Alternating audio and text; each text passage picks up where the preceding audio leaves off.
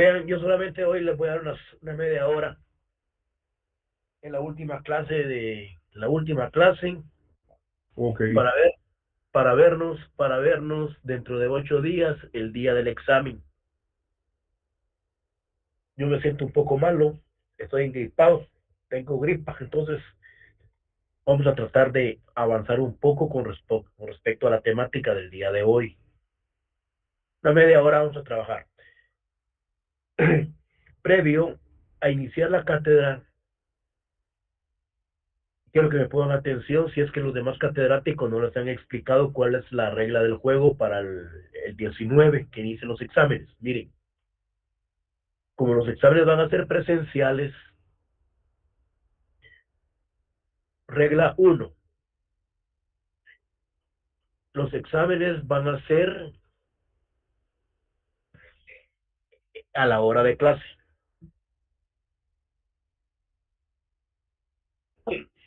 De acuerdo a lo que explica acá el calendario de exámenes. Uno, va a ser en la hora de clase. Dos, se van a utilizar dos salones. Ustedes son como 210 alumnos. Imagínense. Vamos a ver, sí, son como 210 alumnos. Entonces se van a utilizar dos salones. Tres, en hora de clase se van a utilizar dos salones. Tres, eh, lleven su documento de identificación. Vamos a ver, el examen es presencial, físicamente, va impreso. Los exámenes se realizarán en las fechas establecidas. Inician el lunes 19 y terminan hasta el 29. Nosotros nos examinamos el miércoles 21. Vamos a ver qué más. En los horarios de clase, es requisito indispensable presentar un documento de identificación. ¿Qué decía, compañero? ¿Hablaba alguien ahí, no? Parece se le encendió el micrófono. Bueno, si no hay ninguna duda al respecto, pues vamos a iniciar. Yo no creo que ahora los exámenes vayan a ser de selección múltiple, solo de subrayar y no. Hoy los exámenes van a ser presenciales. Cada examen, pues, cada examen trae sus diferencias, así que además, pues, vienen preguntas directas. Por ejemplo, es un concepto ideológico que se dio en la época de la colonización y que el mismo surge en la época que se dan esas conquistas. Ustedes ya saben a qué me estoy refiriendo. Sean puntuales, no quieran lucirse con el hecho de decir yo comprendí esto, entendí esto, no, puntuales, tal cosa es tal cosa, tal cosa, tal cosa, porque al no ser puntuales se pueden desviar con la pregunta que uno está pidiendo. ¿Qué es tal cosa? Es la interculturalidad. ¿Qué es tal cosa? Es el derecho sustantivo. ¿Qué es tal cosa? Es el derecho de los pueblos indígenas. Puntuales. Nada de, no se extiendan, sean puntuales. Bueno, vamos a iniciar la clase el día de hoy con lo que es el despojo. Hay varios temas al respecto, como la evolución histórica durante la conquista y los principios rectores de la política agraria, que hasta ahí vamos a llegar. Miren, cuando hablamos del despojo, es, es lógico que nosotros entendemos que es quitarle algo a alguien. Es despojarlo principalmente si este es el propietario y tiene sus documentos, sus titulaciones de propiedad. Es despojarlo de sus bienes. Pero cuando hablamos del despojo de la época de la conquista, esta se dio en los despojos principalmente en las tierras de las personas que poseían las mismas. Pero esos despojos jóvenes se dio a través de ciertos movimientos violencia,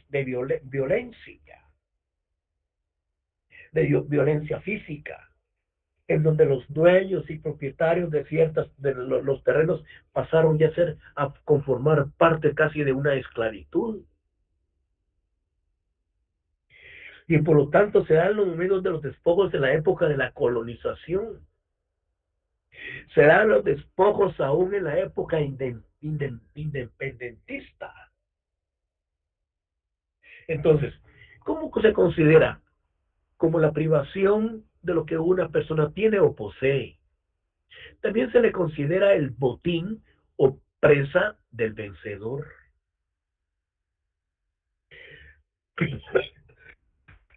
Perdón.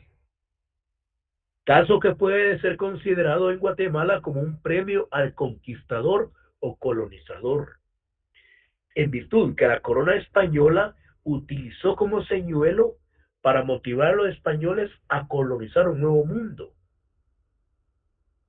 Las riquezas podrían obtenerse al participar en dicha colonización.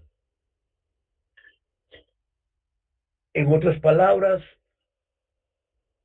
aquí se habla de un señuelo. Hablemos de, eran unos estímulos que la corona española le otorgaba a estos colonizadores, a estos conquistadores, a estos descubridores, como premio a los descubrimientos realizados, como un estímulo a sus conquistas, que eran una de las formas de poderlos motivar para que viniesen a conquistar nuevas tierras.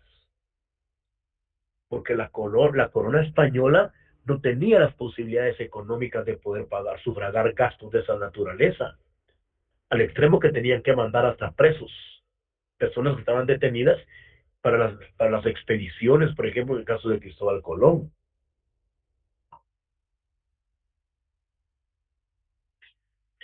Las prácticas del despojo entonces y desplazamiento forzoso en Guatemala responden a la institucionalización del racismo y a la estructura económica de Guatemala, teniendo en cuenta que es un país de una economía basada en la agricultura y en la cual los intereses de las élites terratenientes y de los gobiernos militares han prevalecido. Desde la época de la colonización, pues se ha venido dando ese desarrollo eminentemente marcado de las digregaciones sociales, de la repartición de las tierras por parte de los militares y por parte de los criollos. Y eso ha sido el problema cuando miremos los principios rectores de la política agraria, que cómo fue que se, se distribuyó la tierra y dejando a los pobres indígenas, a los pobres campesinos sin tierra en virtud de que estos fueron despojados de las mismas. Aún, aún en la época actual han, se han dado ciertos tipos de despojos. El término de despojo agrupa las prácticas de apropiaciones ilegales de tierras arrebatadas a sus dueños u ocupantes legítimos por la violencia física, institucional y ambiental presente en la transformación radical del país y su composición botánica que forman el entramado que la produce. Aquí hay algo muy importante. Cuando hablamos de la institución ambiental y de la transformación radical del paisaje y aspectos que que la traduce. Miren, acá esta violencia física, institucional y ambiental presente en la transformación radical del paisaje y la composición botánica forman el entramado que produce. Aquí hay algo muy importante. principalmente cuando, por ejemplo, el Ministerio de Minas y Energías y Hidrocarburos, este otorga licencias para las explotaciones mineras. Acá se está dando un fenómeno actualmente que la mayor parte de todas las licencias de las explotaciones mineras que hay en el medio ambiente en Guatemala son licencias falsas. Es lo que se ha detectado en estos últimos días de parte del gobierno, que con licencias eminentemente falsificadas han estado trabajando todas estas empresas extranjeras en el país. ¿Quién otorgó las licencias? Pues eso ya es misión del Ministerio Público. El despojo a los pueblos indígenas de los territorios indígenas forma parte de un modelo económico nacional orientado a la explotación, lo que yo les mencionaba, de los recursos naturales que resguardan, lo ha estimulado el arribo de inversiones extranjeras en el campo energético, petrolero y minero principalmente. Todas esas explotaciones, señores, realmente se han detectado últimamente que es a través de licencias falsas que han venido ellos trabajando en el interior de la República. El despojo de la tierra en Guatemala ha sido una dinámica paralela al desarrollo de este país, la cual ha afectado en mayor medida a la comunidad maya, quien conforma la mitad de sus habitantes. Entonces, hay que entender que la mitad de los indígenas en Guatemala, pues, es, es un 50%, aunque se ha considerado que se llega a un 60% que es más indígenas en Guatemala que una comunidad ladina o criolla. Bueno, la conquista de las sociedades autóctonas tuvo como consecuencia inmediata la imposición de la encomienda y del repartimiento. Estas dos instituciones, la encomienda y el repartimiento, esto ustedes ya lo vieron cuando vieron Sociología del Desarrollo y Sociología de Guatemala. Cuando se hablaba de la encomienda era porque ya venían explícitas ciertas normas de carácter, digamos, jurídicas, de acuerdo a la ley de Indias, que se hablaba de la encomienda y que se hablaba también del repartimiento. Cuando se hablaba de la encomienda, se refería específicamente a esa enseñanza que traían consigo los españoles a todos los indígenas, ese endoctrinamiento, el catolicismo, sus culturas, etcétera. Y como consecuencia, cuando hablamos de repartimiento, también institución de carácter colonial, era cuando se daba el repartimiento de los indígenas, que se los daban a los encomendaderos.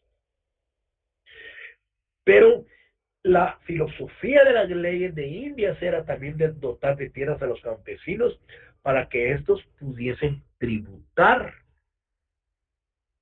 y no convertirlos en mozos o en esclavos, que era lo que hacían los españoles en Guatemala. La conquista de las sociedades autóctonas tuvo como consecuencia inmediata la imposición de la encomienda, institución que se dicta en la Nueva España con el fin de capacitar en algún oficio, catequizar e instruir en el idioma español, lo cual fue distorsionada y sirvió para sustraer las tierras de los indígenas, que era una esclavitud encubierta. Quiere decir que la encomienda los españoles la utilizaron para convertir en esclavos a los pobres indígenas y tenerlos a su disposición. La esclavitud indígena y el colapso de la población nativa, resultado tanto de la explotación desmedida a que ésta se vio sometida por parte de los dominadores. Bueno, Y en el examen se puede anotarles. Hacemos referencia a una de las instituciones que se dio en la época colonial, institución que provenían sus órdenes de la corona española a través de la ley de Indias, en donde se trataba de enseñarles un oficio, cata- enseñarles una religión a todos a todos los indígenas, pero no era utilizarla, no era para utilizarla en esclavitud, al contrario. Entonces, sencillamente ustedes saben que nos estamos refiriendo a la encomienda, a la institución de la encomienda. Entonces, ¿cuál es la evolución histórica del despojo? Como institución producto de la colonización, tuvo un largo recorrido, iniciando con el despojo violento de la tierra, de la riqueza por parte de la corona española, quien era la única con facultad. La corona española era la única con facultad para entregar tierras a sus súbditos colonizadores como un premio por participar en la aventura colonizadora. Lo que yo les mencionaba, que la corona española, Fernando Católica, Isabel de Castilla, ellos no tenían la capacidad económica para estar sufragando gastos de expediciones. Porque les reconocían a través de las expediciones y de las tierras que iban ellos descubriendo, las, les iban dando como en agradecimiento de las conquistas realizadas. Al llegar los españoles a Guatemala, las riquezas y tierras estaban en posición de los guatemaltecos. Y como en todo proceso de colonización o conquista, se ubica y se apropia de los bienes del vencido, y Guatemala no fue la excepción, por lo que el punto de partida del despojo se inicia en el año de 1542, creo que es, sí, 1542, que es cuando se inicia el citado proceso de conquista y colonización, utilizando una institución denominada el repartimiento, lo que les mencionaba al principio. Repartimiento de indígenas y encomienda, que en sí era una esclavitud encubierta. Se les puede notar en el examen instituciones que se dieron en la época de la colonia y que en sí eran una esclavitud encubierta y que colateralmente también se refería al repartimiento de tierras, que se le llamaban estancias. Ustedes no se preocupen, en el documento, en el módulo 2 está esto que yo les estoy leyendo y les estoy explicando. Ustedes ahí no tienen por qué perderse. Solo es cuestión de leerlo despacio porque yo creo que la letra es muy pequeña, pero sí se comprende bastante bien. En 1542 se promulgaron las leyes nuevas que prohibieron todas las formas de esclavitud de los indios, pasando a ser tributarios del rey. Sí, es que eso es lo que se perseguía, darles tierras a los indios para que ellos pudieran producir y que ellos pudieran también tributar, lo que permitió la importación de esclavos africanos. De aquí en adelante, el rey vendía y cedía tierras. Esas tierras que el rey vendía y que esas tierras que el rey cedía, eran tierras, las que cedía eran tierras y vendía eran tierras realengas. Las tierras realengas eran aquellas que no tenían titulación, no tenían títulos, es decir, lo vamos a ver adelante, es decir, aquellas tierras que no tenían propiedad y que estaban usurpadas. Entonces el rey podía cederlas y podía venderlas y tenían como nombre las tierras realengas. Es decir, de aquí en adelante el rey vendía y cedía tierra a los particulares, iniciándose las relaciones feudales de producción. Cuando nosotros Perdón, es que estoy malo. Miren, cuando nosotros hacemos referencia a esa evolución histórica, cuando hablamos del materialismo histórico dialéctico que nos habla Marta Harnecker, de la lucha de clases, de la evolución primitiva hasta el socialismo dignificado, también aquí tenemos nosotros relaciones feudales de producción en el momento preciso en el momento de la colonización, cuando tenemos a los señores feudales, a los terratenientes, a los latifundistas y tenemos a la vez los siervos de la gleba, que son supuestamente los señores, los señores que trabajan la tierra.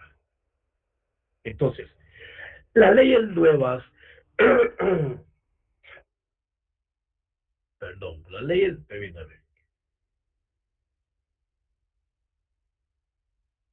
estoy engripado. Mire pues, solo por el amor al arte. Mire, las, ley, las leyes nuevas, a través de la nueva encomienda, cedían a los particulares los tributos de uno o varios pueblos y la obligación de trabajo en las haciendas por una semana. Se creó y se mantuvo la estructura colonial de los pueblos de indios. Se otorgaron por la corona española y se mantuvieron las tierras comunales, porque con ello se le permitía realizar cultivos que les garantizaban subsistir y tributar a los colonos y a dicha corona española, siendo el sistema de trabajo de carácter forzado. Aquí tenemos lo que es el repartimiento. Se le considera la institución más importante de la época colonial, continuándose, fíjense, en práctica aún con posterioridad a la época independentista. Entonces, acá se mencionan dos aspectos importantes, el de la encomienda y lo que es el repartimiento de tierras. Y el repartimiento también de indígenas. Cuando hablamos con respecto a la política agraria colonial, eso ustedes ya lo vieron en la historia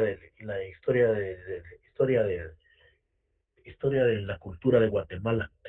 Dice que la política de la colonia y los orígenes del latifundismo en Guatemala, lo menciona Severo Martínez Peláez, dice que la legislación de Indias, dice, tuvo un carácter marcadamente casuista. Aquí hay algo muy importante. En el examen se le pregunta por qué la legislación de Indias tuvo un carácter marcadamente casuista. En el documento que se les envió, se refiere que fue una ley o una legislación caprichosa y desprovista de una unidad sistemática. Te explico. Hablamos de que es una ley casuista porque, uno, porque no se le dio el seguimiento y el cumplimiento de ese orden que traía, por ejemplo, lo que se refiere al repartimiento y a lo que se refería también a la otra cuestión al repartimiento y a la otra institución que hemos venido analizando, que es la encomienda. Entonces se dice que esas leyes de Indias eran marcadamente casuistas, porque fue una ley caprichosa y desprovista de una unidad sistemática, que los colonizadores la utilizaron realmente para el despojo, para el aprovechamiento de la fuerza de trabajo de todos los campesinos y despojar de sus bienes. Entonces, desafortunadamente encubre importantes hechos de fondo en la expresión jurídica de los intereses de las clases dominantes a quien el Estado representa, por lo que hace a la tierra el estudio atento de las fuentes coloniales guatemaltecas, permitiendo descubrir los lineamientos de una política agraria perfectamente definida. Las leyes de Indias se consideraba entonces que era casuista. ¿Por qué? Porque era caprichosa y no tenía, no, y carecía de una unidad sistemática. Todo ello porque desde España, América, realmente quién, cómo y cuándo se iban a enterar los reyes de lo que sucedía en América. Eran cuestiones realmente cuando ellos regresaban con el oro y todo lo que llevaban de América los conquistadores y los colonizadores. Severo Martínez Peláez nos habla de los 5 principios emanados de los intereses económicos. Esto ustedes ya lo leí, ya lo saben, eh, porque ustedes lo estudiaron cuando vieron sociología de Guatemala. El principio de señoría, después lo estamos viendo sin un poco ligero. Miren, el principio del señorío tuvo la importancia de expresión legal, porque se dio el despojo de los nativos y el paso de toda propiedad a la corona en cuyo nombre se hizo la conquista. El principio del señorío quiere decir que todos los bienes conquistados, adquiridos, pasaban a formar parte de la corona. Tiene dos vertientes, una positiva y una negativa. La positiva, el, solo el rey cede o vende las tierras. Toda posesión se deriva de una cesión o venta original de la corona, lo que son las tierras realecas. Y la negativa, cualquier tierra que el rey no haya vendido o cedido es tierra realenca. Le pertenece al rey y no puede ocuparse ni usarse sin incurrir en delito de usurpación. El rey ejercía la corona sobre todas las tierras de las provincias conquistadas en su nombre. Fue el fundamento sobre el cual operaron los restantes principios. El principio del señorío. Por eso es que se considera como uno de los principales.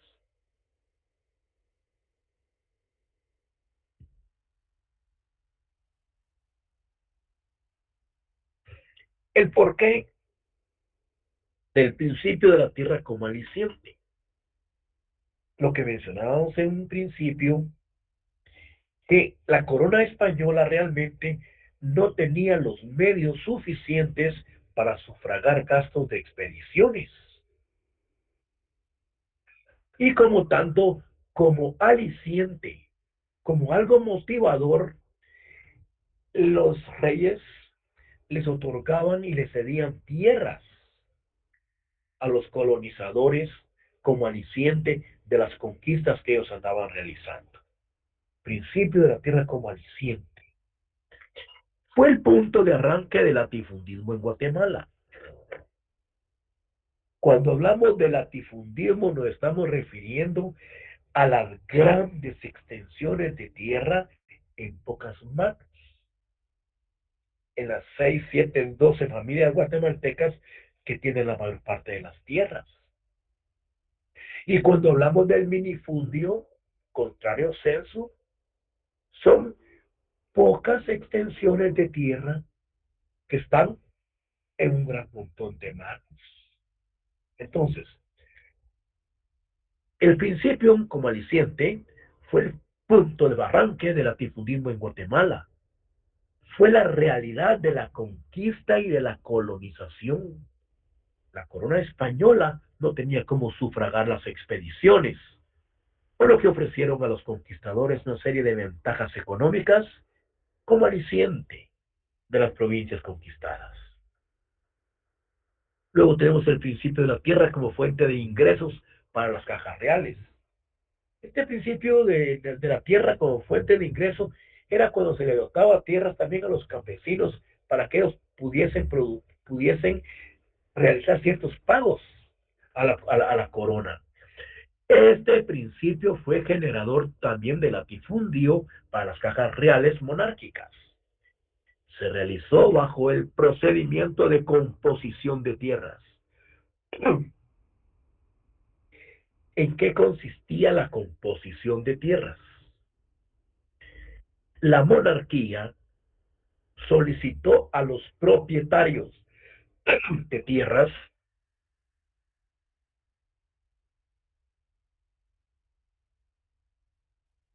sus títulos para comprobar si habían usurpaciones de tierras realengas. No olvidemos entonces este concepto de composición de tierra. La monarquía solicita a los propietarios de tierras sus títulos para comprobar si había usurpación de tierras realengas, que eran las tierras del rey y las que cedía o podía vender. Y si no tenían sus títulos, los usurpadores tenían que pagar una suma de dinero por concepto de composición. Caso contrario, se desalojaban para que el rey pudiera disponer de ellas.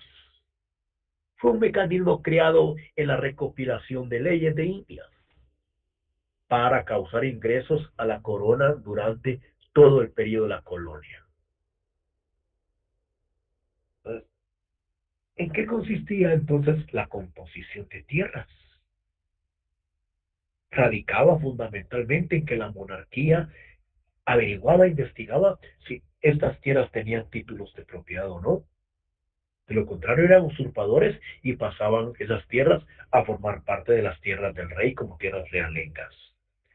Luego tenemos el principio de preservación de las tierras comunales de indios. Miren, fueron creados los pueblos de indios y dotados desde su creación en dos corrientes de tierras, los llamados ejidos.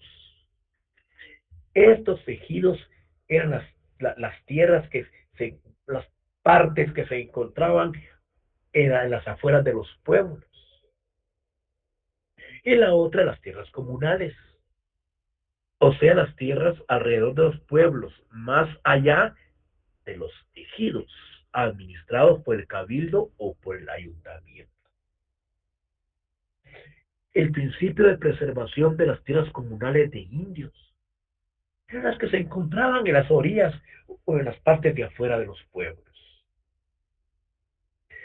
Estas tierras comunales en la época colonial eran tierras que se extendían normalmente en los alrededores del pueblo, es decir, más allá de los terrenos comunales que se encontraban en las afueras de la población y que se destinan a servicios comunes. Como era o sea el periodo de la historia de una civilización o de una sociedad que se caracteriza por un nuevo orden de cosas y que generalmente comienza en un suceso importante o notable, la era de los descubrimientos o pasto de ganado, que era lo que se encontraba en las orillas de los pueblos.